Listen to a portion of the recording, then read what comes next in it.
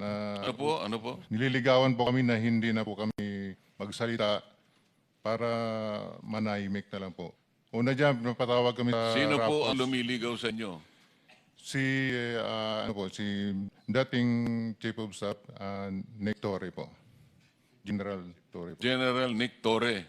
Yes po, Your Honor. Anong klaseng panliligaw naman ang ginawa sa iyo? Siyempre, yung nanliligaw, kumbaga sa babayang nililigawan, kung ano-ano ang ino-offer, kung minsan may bulaklak, may tsokolate, pinakikita ang kagandahan loob, lalaki, para lang maibig mo. Ang klaseng panliligaw ang ginawa niya? Una, Your Honor, kinausap kami na pirma ng affidavit na walang bisa namin yung mga sinasabi ni Orly Gutisa po. Ibig sabihin, pinagagawa kayo ng affidavit na huwag niyong patotohanan Opo, yung, Your Honor. yung mga pinagsasabi Opo, Your na Honor. nauna ni Sergeant Gutesa. Opo, Your Honor. Pumayag ba kayo? Katunayan nga, Your Honor, matagal kami nagdebating dalawa eh. Simula alas 4 hanggang alas 7. Kaso lang yung apat na kasama ko, napilitan na silang pumirma. Gawa nung naipit na po, baka kami ay mapahamak po sa kanila. Mapahamak pong sarili namin po. Sa mga tweet, hindi siya naliligaw, nananakot siya. Yung naliligaw, malumanay, magandang approach. Pero natakot ang mga ibang kasama mo, nakapirma doon sa kanyang nakapirma, kagustuhan, huwag patotohanan yung sinasabing nauna ni Sergeant Gutesa. Yes, Your Honor. Bali, 5 kami po yung pumirma. Ako yung pinakahuling pumirma. Pero ngayon sinasabi mo na napapirma ka lang dahil pilitan ka lang. Yes, Your Honor. Pagkatapos nun, ano naman ang pabuya na binigay sa iyo kung meron? Binigyan kami ng 50,000, Your Honor, para sa disturbance namin. Pakiulit nga po, magkano po? 50,000, Your Honor. Yen, Pesos nyo. pesos. Opo. Sino nagbigay? Yung si Annalisa Gaspar po. Yung staff niyan po. O ano naman ang, bakit niya lang kayo binigyan? Kayong lahat binigyan ng 50,000 pesos. Your Honor. Para manahimik Opo, Your at Honor. huwag patibayan ang pinagsasabi ni Sergeant Tesa. Opo, Your Honor. At saka sa mga sunod na araw, Your Honor, pinatawag naman po uli kami na yung lahat ng cellphone po namin ibibigay po sa kanila. Sa ano dahilan? Papalitan po ng mga bago iPhone po. Ano bang klase yung mga cellphone nyo? Nokia? iPhone 16. So papalitan nila ng mas maganda.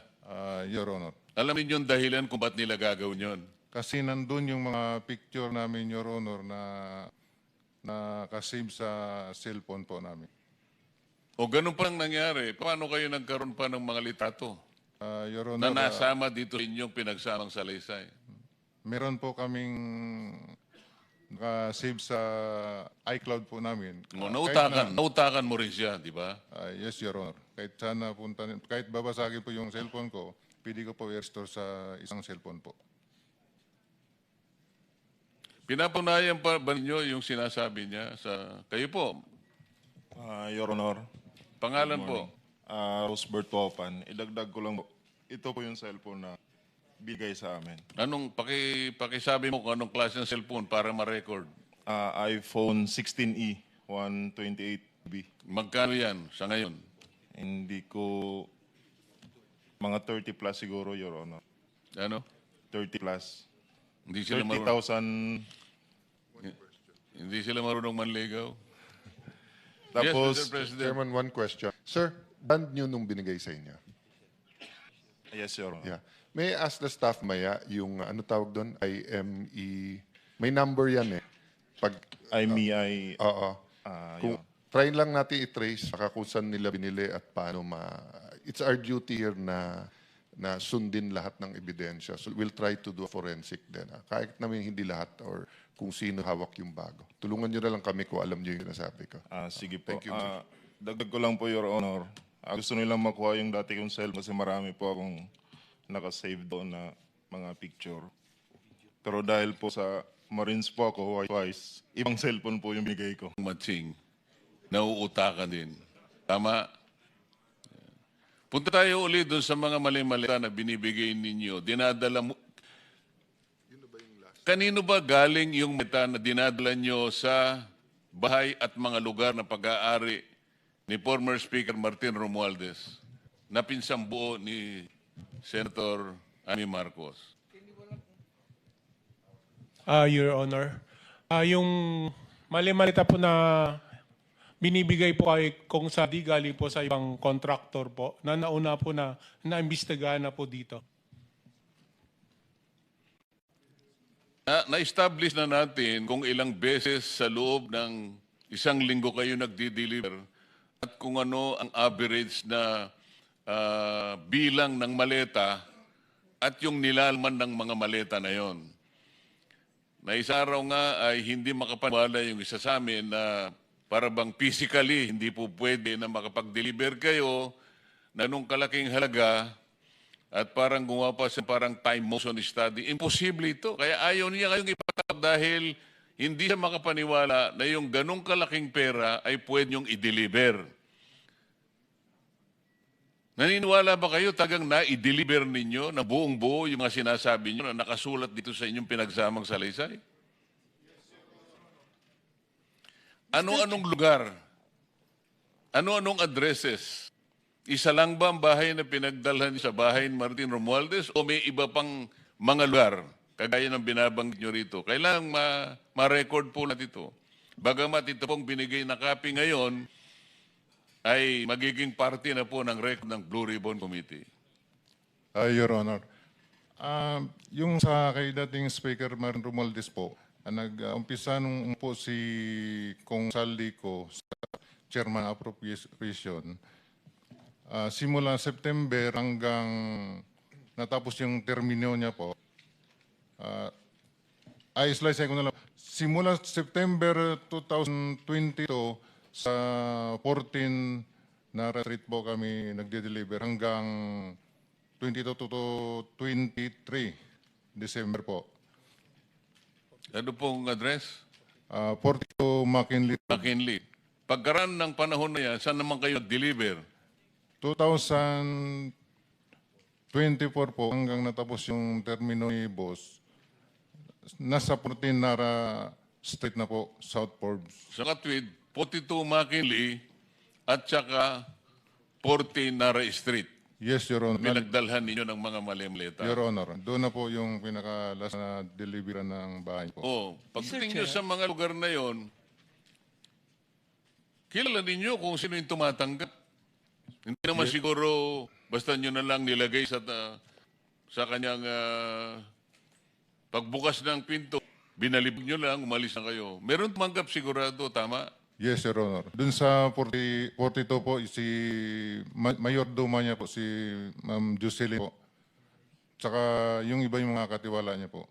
Hindi po namin kilala. Kasi matagal kayong nag-deliver, kaya pati mukha niya nakilala ninyo. Yes, Your Honor.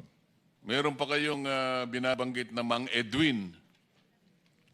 Hindi ko hindi ko po familiar yung pangalan niya, pero sa itsura kilala ko po. Mr. Chair, mabalik lang dun sa delivery sa Ilocos. Sabi niyo 2022 at balita meron kayong mga retrato. Kung dala ninyo, baka naman pwede ipakita ngayon ang mga photo at video kahit hindi pa sinumpa ang salaysay. Your Meron ba, Honor, Attorney? yung picture lang po namin ni Kong Sandro yung kasi ayaw pa picturean ni Kong Sal yung maleta po. Pero may kita akong mga picture, kung pwedeng ilabas na rin ngayon para mapatunayan. Maraming nakikinig at mga Ilocanong abalang-abala. Bago yun, habang naghahanap si Attorney Baligod, I'll take advantage of the presence of the lawyer of Mr. Sadico, Attorney Rondain. Dahil nababanggit naman ang pangalan ng kliyente mo, pwede ko bang malaman mula sa iyo, Attorney, kung... Mr. Chairman, can we administer the oath?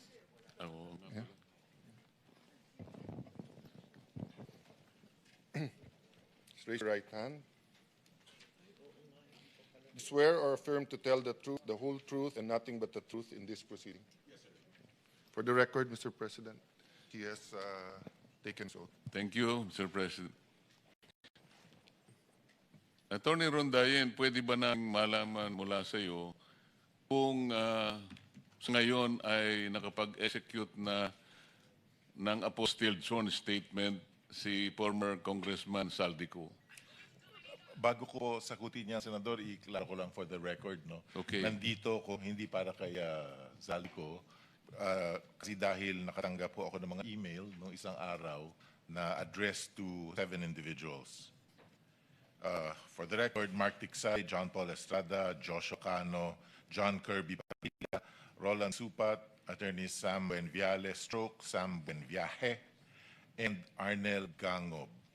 Natanggap ho ito sa office ko, care of sa akin, pero hindi ko ho kala ito mga to, hindi ko ho mga kliyente ito mga to. Pero nakareceive rin ako ng similar subpoena in the past. Nagsumulat na rin ako sa Blue Ribbon na sinasabi ko, hindi ko ho kliyente to.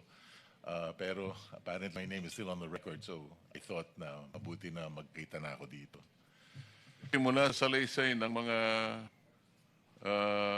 inimbita nating mga ex-soldiers, palaging ito yung nababanggit nila, mga personal executive assistants ni former Congressman Saldico. Kaya minabuti namin na ipatawag din sila. Siguro dahil for purposes of invitation, kinakailangan yung address. Kaya nai-email siguro.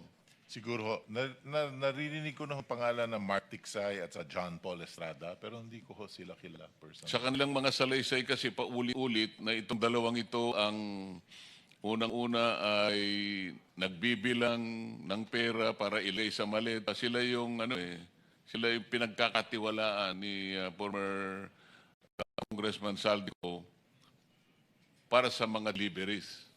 Kaya po sila nababanggit. Pero ang tanong ko, dahil sa kayo po talaga ang official na designated na counsel ni former Congressman Saldico. Yes, sir. To the extent that. So, baka naman pwede niyong masagot kung siya kapag gawa na ng isang apostille sworn statement. Kasi po, ang Bribon po ay interesado sa kanyang formal na sasabihin dito sa harap ng komite. Sapagkat alam po natin at lahat po ng sambayan ng Pilipino nakapanood sa kanyang mga video installments ay napakarami pong paglalahad ang ginawa ng inyong kliyente na ayaw pong bigyan ng importansya ang nakaraang liderato. Sa kadilanan na ito raw pong mga pinagsasabi niya ay hindi naman reduced in writing at hindi naman pinasumpaan o hindi siya nakapanpa sa isang embahada o konsulada ng ating bansa kung saan siya naroon sa Europa.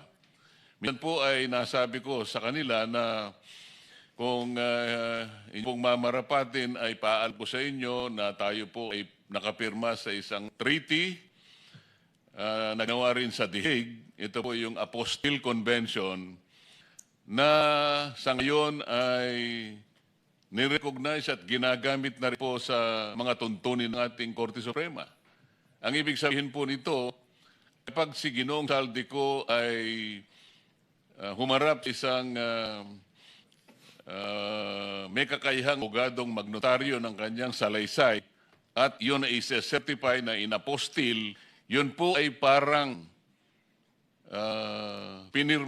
parang sinumpaan na rin niya sa harap ng ating Philippine Consulate o embahada ng ating bansa. At sa ganon, tatanggapin po namin yun kahit by Zoom pwede siyang para sa ganon mapatibayan po natin lahat yung kanyang mga naunang pahayag sa kanyang mga video messages.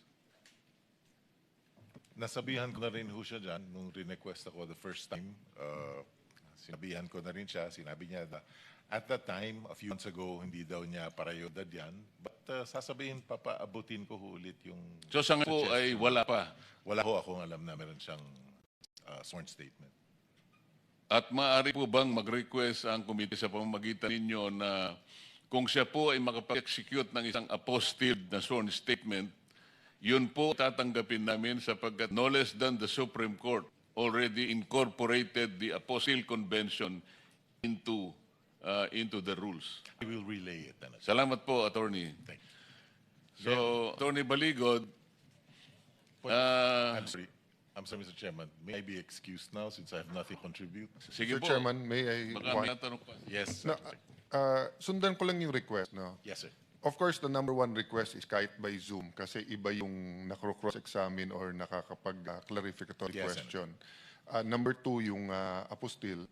But in the worst case, halimbawa, hindi siya makapagharap sa consulate natin na dahil delikado yung ano niya, basta ma-verify lang namin na galing sa kanya. Because patong isang malaking puzzle. At sa isang malaking puzzle, kahit pinakamaliit na pyesa, pag nawala, hindi mo mabubuo. And it will be unfair to the Filipino people kung bubuo natin ng konti yung puzzle tapos ituturo natin. Di ba? For example, kay Senator Jinggoy right now, di ba? It's unfair na siya ang nasa kulungan tapos malalaman natin lahat pala itong nangyayari. So, Attorney, I know we're both lawyers, so we're officers of the court, so we'll do our best here. Please do your best then and insert your truth. I will, Thank you. Senator. Thank I you, promise. Mr. Chairman.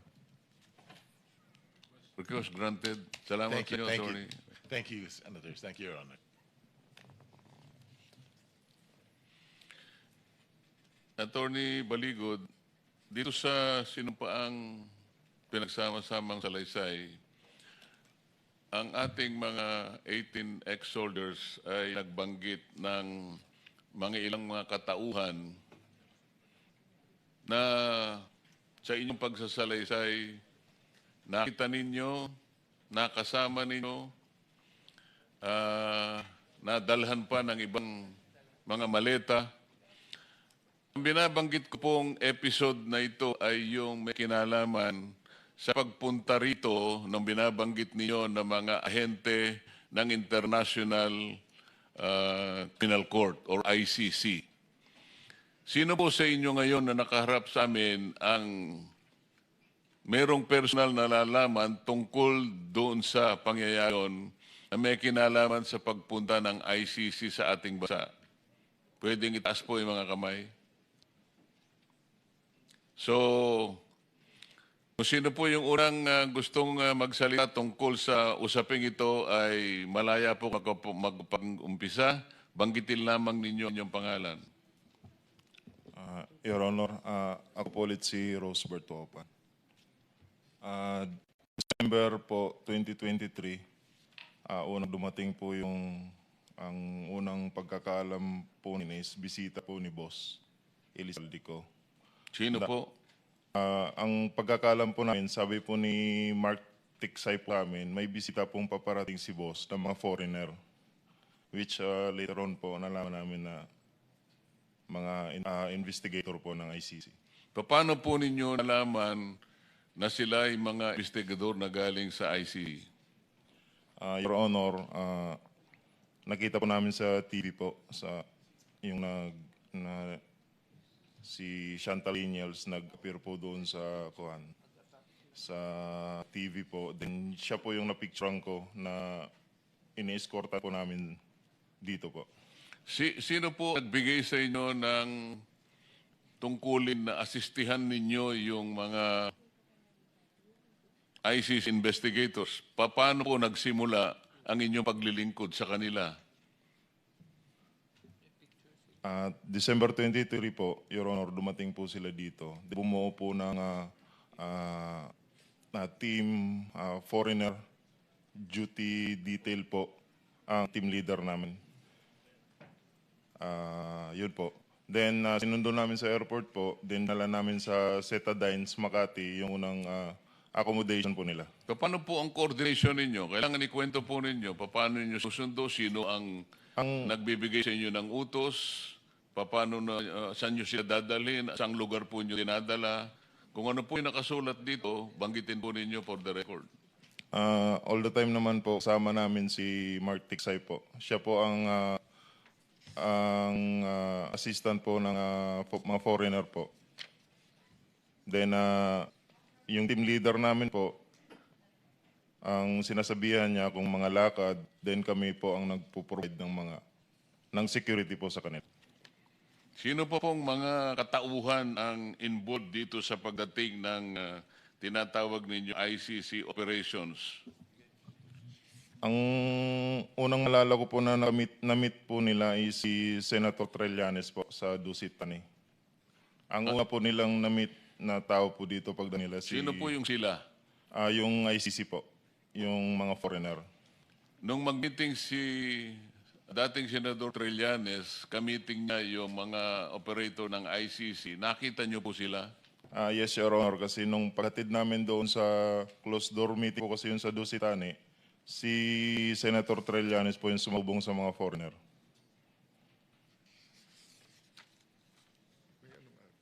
Sir President, if we can get the date later on and then request from that hotel their CCTV footages. So as Senator Lacson always says, dapat sundan yung ebidensya.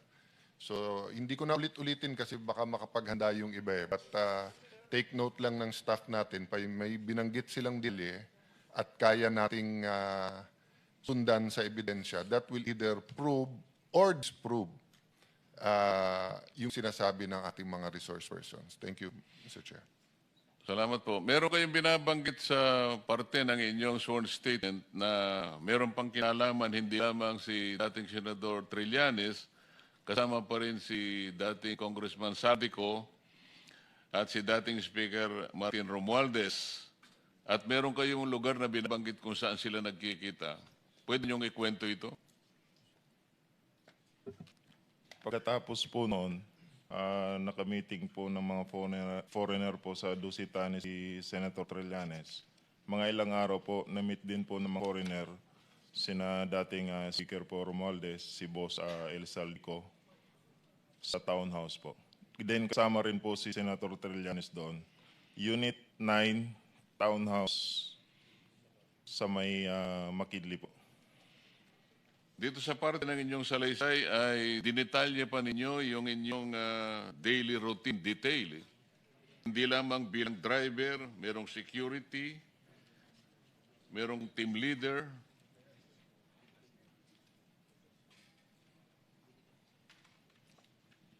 Masyadong detalyado ang pagkaka-explican nyo rito. Ibig sabihin, may nakatutok na driver, team leader, security, para sa operators ng ICC. Naka-importante nilang mga tao na dumating sa ating bansa. Alam ba niyo kung ano ang pakay nila? Meron bang nagbanggit sa inyo kung bakit ganun na lamang ang pagpapalaga at ang importansyang ibinigay ni Senador Trillanes, ni Saldico at saka ni former Speaker Martin Romualdez? Nung una po, wala po kaming idea na Pagkaraan, may idea ka na. yes po, basta ang sinabi lang sa akin noon, sir, mag-provide kami ng security kasi bisa po ito ni Boss Saldico. Meron kayong binigit na maleta patungkol dito sa operations ng ICC. Ikwento ninyo kung paano nag-operate ang maleta dito sa mga tauhan ng ICC na nagpunta sa ating bansa. Your Honor, ako po si Belnar Tube. From Horizon po, nag-advise po si Boss, magpapalit kami ng piso to dollar na 2 maleta. Doon sa Makati po. Sa, Bibili kayo ng US dollar. Yes, Your Honor. Dinala po namin ito sa Per Bank Makati sa Cedo Village po. Dalawang maleta worth of 50 to 60 M po ang laman. 50 to 60 million pesos ipapalit nyo sa US dollar. Yes Anong po. bangko sa Makati? Per Bank po yung building, Your Honor, 146 sa Salcedo. Hindi siya bangko, sir. Parang money changer siya sa ano. Di ko ma-identify kung ano po yung room sa taas kasi marami po, isang beses lang po kami nag-deliver. So, hindi nyo Kasi through contact po yung kailangan pumasok doon, sir, kasi malaking halaga po yung pinapalit namin, sir. After nun, sir, alam mo ba ang dahilan bakit hindi sila dumaan sa bangko at sa money changer na lang dumaan?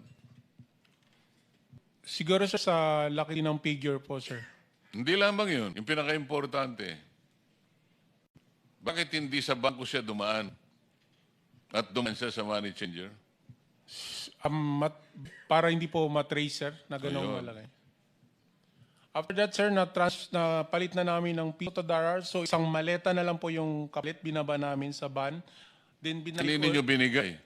after po nun, sir, binalik namin sa Horizon. Ang narinig ko po, sir, ibibigay po kay speaker. Yun na po siguro yung kamiting nila Kong sa Trillanes po. Doon na po yung ano po. Kasi kung pinalit mo ng dalar, gagamitin ng hindi Pilipino, di ba? Kasi tayo, ang gamit natin, sarili nating pera. Tama ba yun? Yes, Sir Honor. Marami kayong mga litrato dito sa inyong pinagsamang sasay. Sino ang kumuha sa inyo dito sa mga taong operators ng ICC na inyong pinatitibayan na talaga nagsidating dito at inyong inistima at dinala sa lugar na kung saan sila magpupulong at ang iba pa nga yata ay sinusundo pa ninyo ang mga taong kakausapin nila. Base dito sa pagkakaintindi ko sa inyong paglalahad dito. Tama ba? Yes, Your Honor. Ako po yung kumuha ng mga litrato, Your Honor. Eh yung mga taong kakausapin nila sa araw-araw base sa schedule na inyong inilahad dito sa inyong salaysay. Si Mark Tiksay po yung may contact, Your Honor, ng mga meeting po nila. Pero nakikita ninyo kung sino yung mga taong sinusundo ninyo na kanilang kakausapin. Yes, Your Honor. Ilan ang mga taong nausap nila magsimula nung pumunta sila rito hanggang sila'y matapos ng operation at sila'y nakauwi? Nung unang dating po nila ng December 2023, Your Honor, 2 beses lang po yung activity na ginawa nila. Yung na-meet po nila si Sunny Trillanes, then yung pumunta po sila sa townhouse. Then bumalik po sila October 2024, Your Honor. Then doon na po namin nakita ang sunod-sunod po na activity namin doon sa Maidas kasi yun po ang venue po ng investigation, Your Honor, ng mga foreigner. Nakita po namin doon ang mga witness po na kanilang ini-interview po. Magbigay po ako ng example, Your Honor. Katulad po ni Jed Mabi po.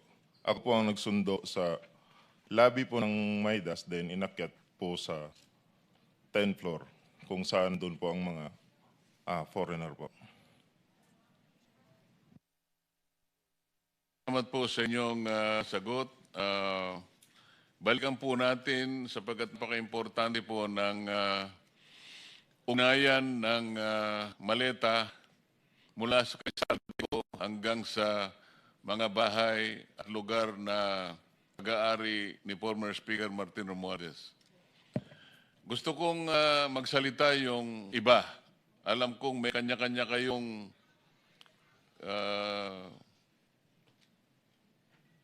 kasaysayan na sasabihin.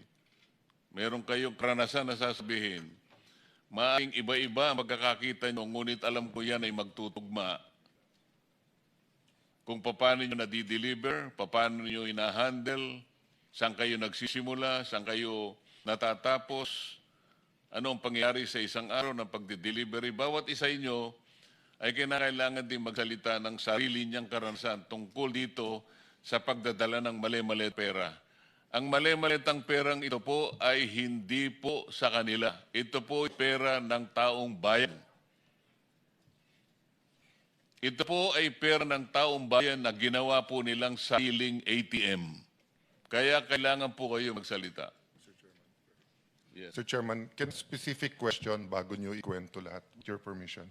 So, first muna dun sa possible na mga taga-ICC, si Senator Aimee nung siya ang nag-chair nung Foreign Affairs Committee, you actually monitored some of them here. So mamaya kung pwede pagtagpi natin yung dates and we can get the names kasi I think it would be important for the credibility of the ICC kung masubmit natin sa kanila sino-sino mga to, ano nangyari.